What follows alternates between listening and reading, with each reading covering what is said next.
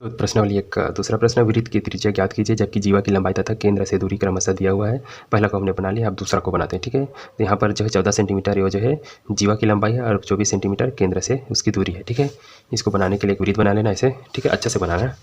और यहाँ पर जो है जीवा की लंबाई 14 सेंटीमीटर है। मान लीजिए एक जीवा है यहाँ पर AB, इसकी लंबाई जो है 14 सेंटीमीटर है और जो है केंद्र से यानी कि इस जीवा का केंद्र से दूरी जो है 24 सेंटीमीटर दिया हुआ है। ठीक है, ये ओ है। जब भी इस तरह से दूरी नापा जाता है तो वो जो है लंब होता है यानी कि 90 अंश का कोण बनता है।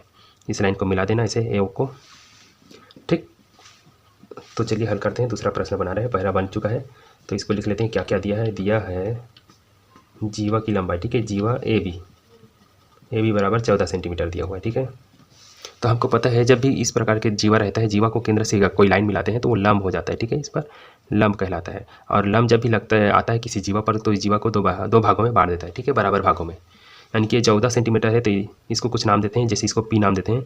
तो ए से भी 14 है तो उसका आधा ये हो जाएगा 7 और 7। ठीक है, तो ये 14 सेंटीमीटर है तो इसका आधा जो है ऐसे लिखेंगे ए पी जो है इस ए बी का आधा होता है यानी कि जीवा का आधा हो जाता है। तो जीवा का मान 14 है, 14/2 यानी कि 7 सेंटीमीटर। ठीक है, ए पी का मान जो है 7 सेंटीमीटर हो जाएगा।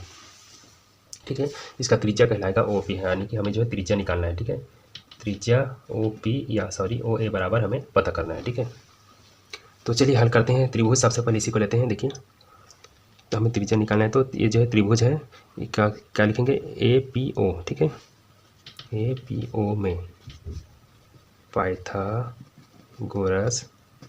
प्रमेय से, इसमें पाइथागोरस प्रमेय लगाते हैं। ठीक है, त्रिभुज में पाइथागोरस प्रमेय होता है कर्ण का वर्ग। तो कर्ण देखिए इस 90 अंश के सामने वाले को कर्ण बोलते हैं, तो ओ से ए कर्ण है। कर्ण का वर्ग जो है इसका आधार ए से पी इसका वर्ग प्लस ओ से पी उसके वर्ग। ठीक है, इन दोनों को वर्ग को जोड़ेंगे तो जो है कर्ण के वर्ग के बराबर होता है।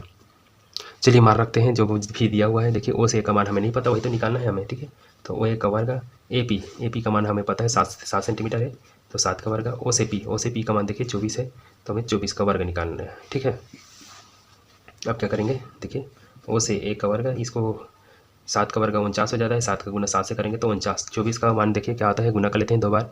24 गुना तो 24, तो 4 चौक 16 का 6 हासिल 1, 4 दूनी 8 1 9 और ये जो है 2 चौक 8 2 दूनी 4 6 8 8 16 17 का 7 हासिल 1 5, तो ये जो है 576 होता है। ठीक है, 24 का वर्ग 576, तो दोनों को जोड़ लेते हैं। देखिए 9 और 6 को जोड़ेंगे तो क्या हो जाएगा? 15 का 5 हासिल 1 हो जाएगा, 7 4 11 1 12 का 2 हासिल 1। ठीक है, 625 हो जाएगा। दोनों को जोड़ेंगे तो ओ ए का वर्ग। हमें ओ ए बस चाहिए, इसका वर्ग नहीं रखना है। ठीक है, तो ओ ए रहने दीजिए, इस वर्ग को इसकी तरफ भेजते हैं तो ये 625 जो है इसके नीचे आ जाएगा। ठीक है, और 625 किसका वर्गमूल होता है? तो हमें पता है 625 जो है 25 का वर्गमूल होता है। ठीक है, यानी कि आप जो है 25 गुना 25 करके देख लीजिएगा, ये जो है 625 ही होगा। ठीक है, तो यही है त्रिज्या, अतः लिख सकते हैं त्रिज्या बराबर 25 सेंटीमीटर। ठीक है, यही आंसर है। इस तरह से हल हो गया। ठीक है, अच्छा लगा होगा वीडियो तो लाइक कर देना, चैनल को सब्सक्राइब नहीं किए होंगे तो सब्सक्राइब भी करते जाना। मिलते हैं और भी अच्छे प्रश्नों के साथ।